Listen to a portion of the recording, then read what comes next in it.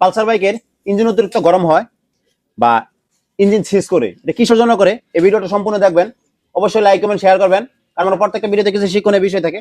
যে সমস্যাগুলো পাই সেই সমস্যাগুলো আপনাদের কাছে শেয়ার করি।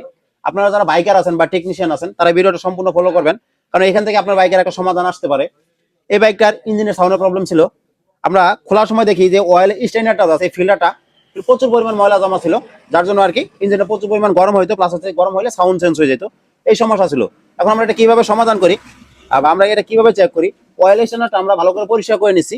এখন আমরা যে কাজটা করবো, আমার এই পাম্পটা ঠিক আছে কিনা সেটা চেক দিব। দেখেন আমরা যে উপরে নতুন মোবিলটা দিয়ে নিতেছি, সম্পূর্ণ নতুন মোবিল, এই যে উপরে নতুন মোবিলটা দিছি। এখন আমরা এটা ঘোরাবো, দেখো এদিকে মোবিল আসে কিনা। দেখেন কত সুন্দরভাবে মোবিলটা সার্কুলার করতেছে, পাম্পটা খুব সুন্দরভাবে কাজ করতেছে। আগে যে সমস্যাটা ছিল, এখানে যে স্ট্যান্ডার্ডটা থাকো ময়লা জমার কারণে মোবিলটা ঠিক মতো সার্কুলার করতে পারতো না, মোবিলটা ঠিক মতো পাস করতো না, যার জন্য আর কি অল্প কিলো চালালে বেশি পরিমাণ গরম হয়ে যেত, প্লাস হচ্ছে সাউন্ড চেঞ্জ হয়ে যেত।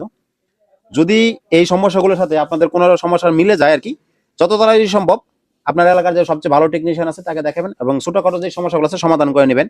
অবশ্যই মোবিল পাম্প হচ্ছে একটা গুরুত্বপূর্ণ জিনিস, যেটা নষ্ট থাকলে বা সমস্যা থাকলে আপনার বাইক ঘন ঘন সিজ করবো বা বারবার ইঞ্জিন কাজ করার পর সাউন্ড এগুলো উঠবো না। অবশ্যই এটার কোনো বিকল্প নাই, ইঞ্জিনের সাউন্ড পারফেক্ট রাখতে বা পারফরমেন্স সবকিছু এখান থেকেই হয়।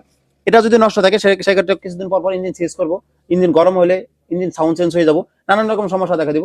যদি ভিডিওটা ভালো লাগে অবশ্যই লাইক কমেন্ট শেয়ার করবেন, ভিডিওগুলো আপনাদের জন্যই। যদি এই ভিডিও দেখে কোনো উপকার আসে অবশ্যই ভিডিওগুলো ফলো করবেন, লাইক কমেন্ট শেয়ার করবেন। ধন্যবাদ।